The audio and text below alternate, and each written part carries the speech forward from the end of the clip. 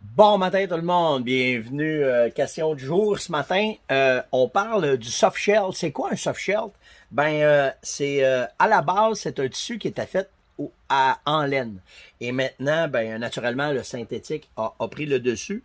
C'est un vêtement léger qui va vous donner une certaine imperméabilité dans des petites pluies. Ok, on parle pas de méga averses, mais dans des petites pluies.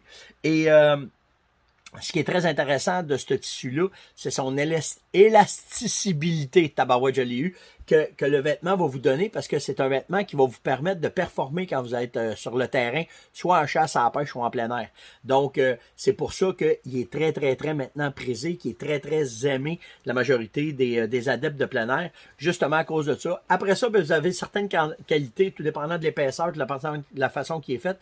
C'est un mid, ok, on appelle ça un mi-vêtement qui va vous donner une certaine chaleur, mais pas faite pour vous isoler des gros froids, mais comment efficace et comment intéressant quand que vous allez l'utiliser. Ça l'a ramassé quasiment tout maintenant les nouveaux vêtements de chasse, justement à cause de son confort, mais surtout aussi de son silence quand on va chasser.